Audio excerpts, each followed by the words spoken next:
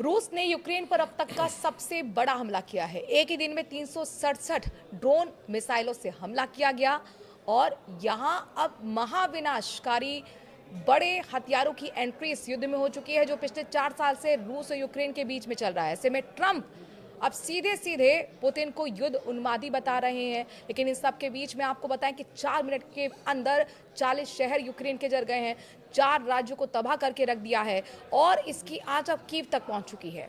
ये युद्ध कहां जा रहा है? आखिरकार ट्रंप की धमकी का असर क्यों नहीं हो पा रहा? क्यों ट्रंप इन दोनों देशों के बीच जो ये दावा कर रहे थे कि युद्ध रुकवा देंगे, नहीं रुकवा पाए हैं? समझने के लिए हमारे साथ वरिष्ठ सहयोगी हैं अंशुल जी। अंशुल जी, 4 साल हो चुके हैं, लेकिन अब जिस तरीके से देख रहे हैं हम, पैट्रियट सिस्टम जो अमेरिका था उसको चिट्ठे चिट्ठे उड़ा दिए पुतिन ने और एक दिन में 367 ड्रोन हमले। क्या ये युद्ध अब महाविनाशकारी नहीं हो पा रहा है और कहाँ जाता हुआ आप देख पा रहे हैं? देखिए, बिल्कुल युद्ध तो होती है ऐसी चीज़ें जहाँ पर ये चीज़ एस्केलेट करती है हमेशा। बदले की भावना, खुरेंजी, गुस्सा, ये दोनों तरफ से बढ़ता रहता है। जैसे जैसे नुकसान होता है, चीज़ें अपनी बर्बाद होती हैं, तो एक तरह का गुस्सा, और ये तो बहुत दिनों से चला आ रहा युद्ध है। इसमें लगभग आपने देखा पहले नाटो और जिस तरह से सारे दुनिया के तमाम देशों का इन्वॉल्वमेंट है, वैसे देखा जाए तो यूक्रेन की कोई ऐसी सामर्थ्य नहीं थी, कोई रूस जैसे देश के सामने इतने दिन तक 3.5 साल से युद्ध चल रहा है। आप खुद सोचिए कि ये बिना किसी इस तरह के पूरे जो वैश्विक परिदृश्य है, इसमें के हर व्यक्ति, हर देश बड़ा जिसका वहाँ पे कुछ लेना देना यूक्रेन के साथ, उसका कोई सामरिक महत्व का कुछ वहाँ पे उसका है, या वहाँ के पेट्रोल तेल जो पेट्रोकेमिकल है उसकी वजह से कुछ न कुछ स्वार्थ सभी का लटका हुआ है, जुड़ा हुआ है।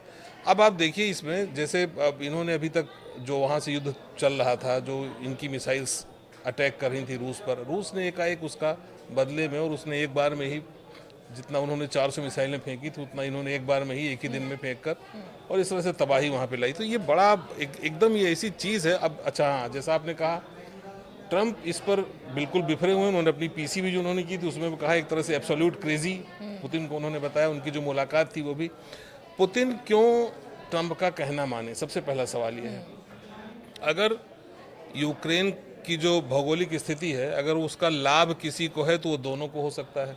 अगर पुतिन अपने लाभ के लिए वहाँ पर हमला करने गए हैं तो ट्रंप वहाँ पर उसको बचाने के लिए यूक्रेन के साथ खड़े हैं अपने लाभ के लिए। तो जब ये दोनों उसमें स्टेक होल्डर हैं तो कोई एक दूसरे का कहना मानकर क्यों युद्ध से विमुख हो जाएगा? और ट्रंप का इन्वॉल्वमेंट इस वॉर में कम नहीं है। आप देख रही हैं जो उनका डिफेंस सिस्टम है, जिसकी आपने अभी बात कही कि चिथड़े उड़ा दिया, तो जो पैट्रियट सिस्टम है उनका, उस पैट्रियट सिस्टम जिसको MIM 104 कहते हैं, उसको जो चिथड़े आप कहीं उड़ा दिया, ये क्यों, कैसे? तो ये इसमें अमेरिका को भी ऐसा नहीं कि उसका कुछ दांव पे नहीं लगा हुआ है। तो अगर उसको ये युद्ध बंद कराना था तो ये उसको शुरुआत से ही उसको इसके लिए प्रयास करना चाहिए था, ना कि उसमें किसी एक पक्ष को अपनी सामरिक सहायता देना। अगर वो किसी एक पक्ष को सामरिक सहायता दे रहा है, इसका मतलब कि उसकी मंशा शुरुआत से ऐसी नहीं थी कि युद्ध ना हो। नहीं, लेकिन ये तो उन्होंने क्लियर कर दिया ना कि यूक्रेन जो है वो नेटो का हिस्सा नहीं बनेगा, और बात तो इसी को लेकर लड़ाई थी। नहीं, तो बात देखिए, अब ये तो दावा कर रहे थे चुनाव के वक्त कि मैं आया तो कुछ ही घंटों में नहीं, हाँ बिल्कुल। अब देखिए, हाँ, यही आप बिल्कुल सही मुद्दे पे आई, फेलियर क्यों हो रहे हैं? बिल्कुल सही मुद्दे पर आई। नहीं, फेलियर होना, उन्होंने आते ही जो जिस तरह से कहा एक वैश्विक नेता की तरह कि हम पूरी दुनिया हमारे इशारों पर चलती है और आती हम ये चुटकियां बजाएंगे और दोनों वार जो चल रही हैं विश्व की, वो दोनों बंद हो जाएंगी। अब जाहिर सी बात है, ठीक है, आप एक महाशक्ति का आपको दर्जा मिला है, लेकिन बाकी सब भी यूं ही ऐसे ही, अच्छा, सामने रूस है यहाँ पर, ये कोई पाकिस्तान या कोई छोटा ऐसा देश सीरिया इस तरह का नहीं है जो आपने उसको उस पर सैंक्शन लगाने की धमकी दे करके या कुछ भी ऐसा करके आप। दरअसल रूस की चिंता का कारण कुछ और दूसरा है। रूस की चिंता का कारण तो यूक्रेन है और उसको अपनी प्रतिष्ठा जो दांव पे लगी हुई दिख रही वो सीधे सीधे सामने है। लेकिन ट्रंप के सामने समस्याएं कई खड़ी हो गई। एक तो ये कि इन्होंने जो वायदा किया सबसे पहला, वो उस वायदे पे खरे नहीं उतर पा रहे हैं। इसको लेकर के इनकी, भाई, जो भी इनके साथ जिसने इनको वोट दिया, जो इनके सपोर्टर्स हैं, वो इनको किस लिए जानते हैं कि हाँ ये जो वायदा करते हैं और ये थोड़ा अलग ढंग की सोच रखते हैं, सामान्य राजनेताओं से अलग एक सोच है, और जिसके लिए कुछ भी कदम कहीं भी बढ़ाने के लिए तैयार रहते हैं और एग्रेसिवली बढ़ाते हैं। हाँ बिल्कुल। तो लेकिन इससे भी बड़ी बात देखिए, अमेरिका हथियारों के लिए ही जाना जाता है, सबसे बड़ी शक्ति दुनिया की कहा जाता है, इसलिए क्योंकि वो हथियारों के मामले में सबसे अग्रणी है। हथियार बेचना, आप आजकल जिस तरह का चलता है, कहीं कहीं भी युद्ध हो, फायदा उनका होता है जो हथियार बेचने वाले देश होते हैं। बिल्कुल। ऐसे में और अगर इसीलिए बिजनेस ऑफ हाँ, तो अभी देखिए फिलहाल अभी वॉर कुछ जो है दिन बिजनेस कहा जाता है। बिल्कुल बिल्कुल बिल्कुल अभी देखिए पाकिस्तान और भारत के साथ जो हुआ उसमें भी F-16 जो अमेरिकन विमान है उनके फेल होने की बातें आई कि वो कुछ ना कर पाए, उड़ नहीं पाए, और हमारे जो विमान थे राफेल ने ऐसा किया। इसके पहले भी देखिए, इसके पहले भी जब आप अभी कैप्टन अभिनंदन जब वहाँ पे उन्होंने MiG-21 से F-16 को गिरा दिया था, तो F-16 तो हो गया फेल कि इसको MiG-21 जैसा एक पुराने जमाने का एक जी प्लेन जो है वो भी इसको डॉग फाइट में गिरा सकता है। अब ऊपर से आपने यहाँ सबसे बड़ी बहुत बढ़ चढ़कर ये पैट्रियट मिसाइलों जो डिफेंस सिस्टम था, मिसाइल डिफेंस सिस्टम, इसकी बखिया उधड़ गई। अब ग्लोबली जो अमेरिकन हथियारों के बारे में जो पहले एक परसेप्शन हुआ करता था कि अमेरिकी हथियार मतलब द टॉप मोस्ट, अब वो छिन्न भिन्न हो रहा है। तो इनकी जो दुनियावी जो इनकी एक सबसे बड़ा जो व्यापार का एक बड़ा मुनाफे का जो धंधा था उस पे क्वेश्चन मार्क कि क्यों अमेरिकन हथियार क्यों खरीदे जाएं। चीन के साथ भी यही हुआ, पाकिस्तान के भारत के इस युद्ध में, लेकिन अब देखिए अमेरिका के साथ भी वही समस्या है। तो इनकी चिंता बौखलाहट जो है वो इन दो मुद्दों को लेकर के ज्यादा है बनिस्बत किसी इस बात के कि इनको वैश्विक शांति चाहिए।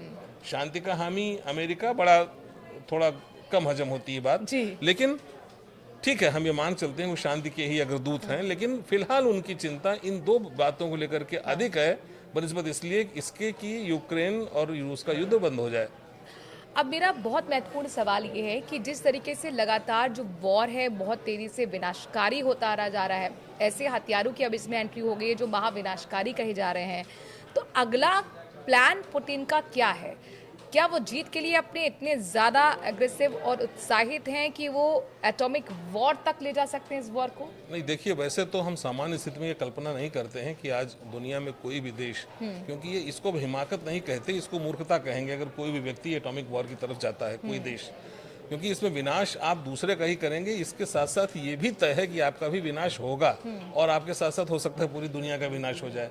ये कोई ढकी छुपी बात नहीं रह गई है और इसको सभी जानते हैं। तो ये कोई, हालांकि इस तरफ कदम बढ़ाना कुछ कतई ऐसा संभव नहीं लगता है कि कोई व्यक्ति ऐसा सोच सकता है।